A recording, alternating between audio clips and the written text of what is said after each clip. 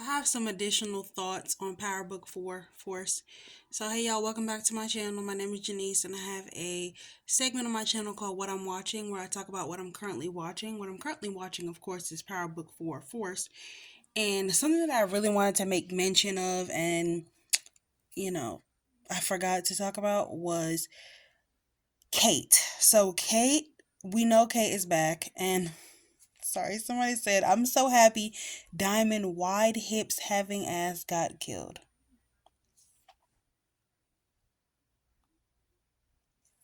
Sorry, y'all.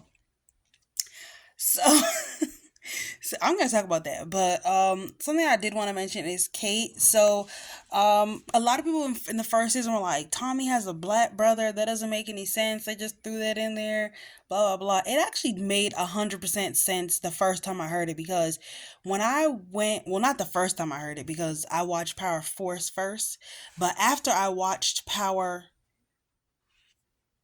after I watched the original Power, it made sense because Kate raised Jamie, James St. Patrick Ghost. She raised him, and it almost was like, and Tommy said that she treated him better than she treated Tommy, and it seemed like she loved him more. And it was almost like Kate was replacing JP with Ghost. Think about it.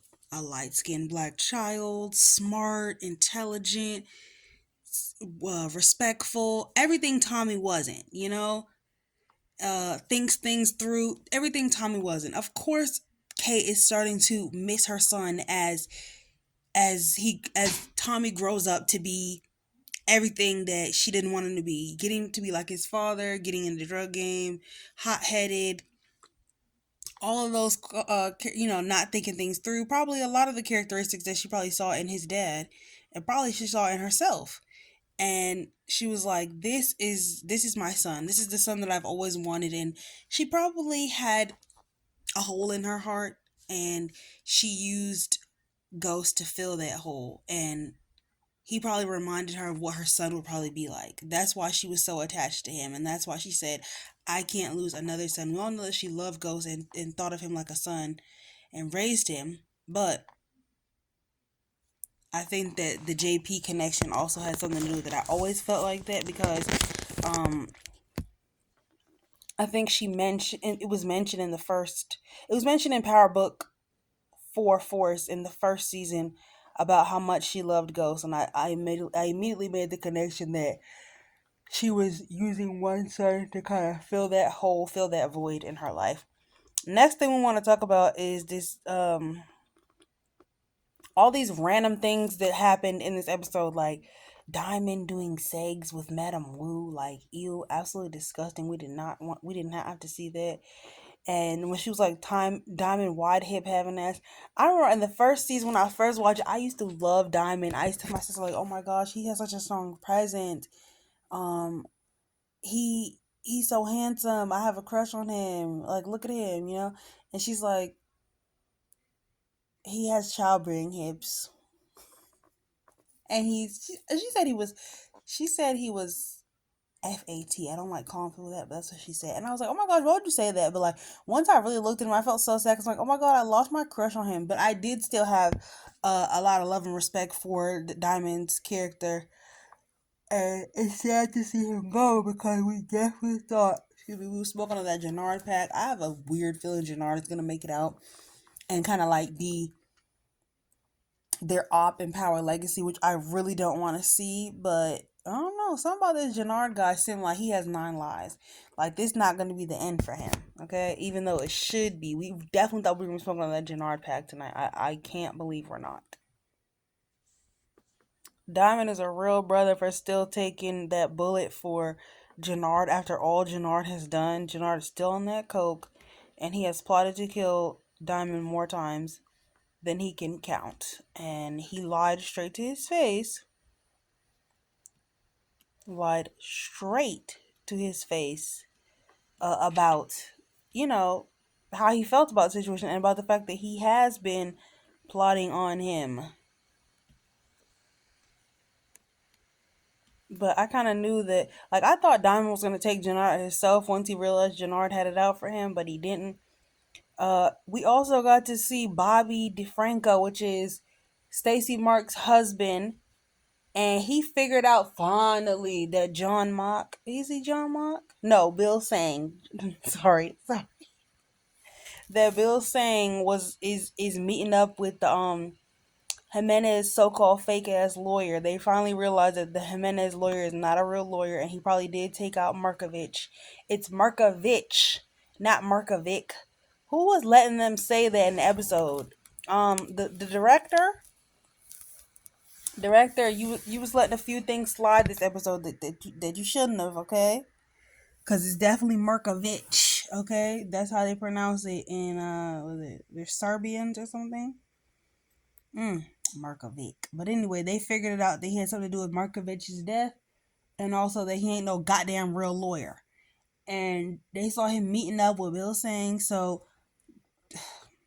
Bobby got to get the drop on them and figure out a way to bring these people down. They let Vic, bitch ass Victor Flynn, leave town with Ray. I thought for sure a bullet was going to land in Ray's head before that plane took off, but apparently not. For some reason, Vic is still alive to plot and plan for next week. Oh my goodness.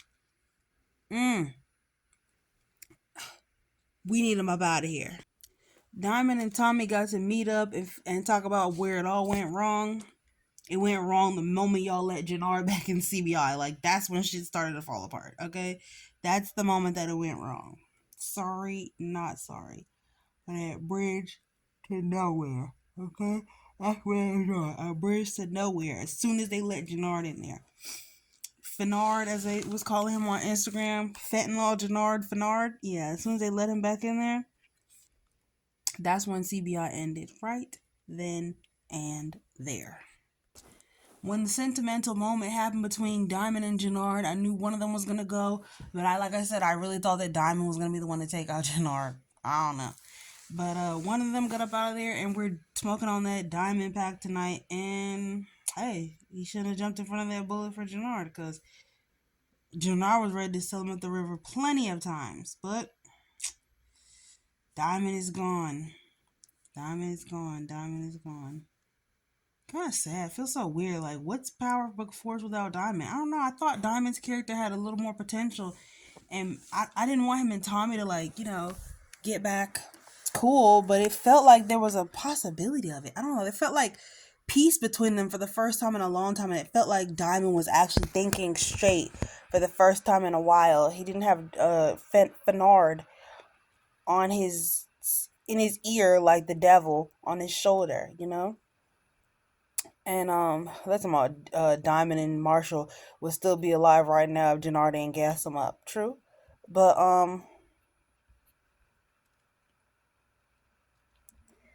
so he seemed sober and clear, and I was like, dang, it really seemed like, I don't know, not like reconciliation was on the horizon, but like there was a mutual respect between the two of them. So it's kind of sad to see Diamond go. I thought that we would have more time with him, and that he would potentially pop back up in the spinoff as, like, the Chicago, still running the Chicago pipeline or whatever. But he's up out of here. No, I thought it was a little short sighted, but Jannard is the one that I think is gonna make it, because if everybody dies, I don't know. Like, that's cool and everything, but at the same time, me, that's cool. But it's cool and everything, but at the same time, it'd be more interesting if more people were alive. So Jannard's probably not gonna die. I hate to say it all, but I don't sound ridiculous, but Jannard's probably not gonna die. Unfortunately. Unfortunately. I'm just glad that Shanti was in this episode being a boss, and she lived to fight another day. She pulled D-Mac up out of there after he got shot down in that church. Jesus, D-Mac. But yeah, she pulled him up out of there. She got him to safety. I thought that was her that got shot at the last second, but it was one of the insane princesses. No, one of the insane prince boys, insane prince soldiers. He got shot at the end. It just kind of looked like the way that Shanti was dressed. So that was not her, thank God. Somebody on Twitter talking about Miguel was the one that died. I didn't see that. Did you?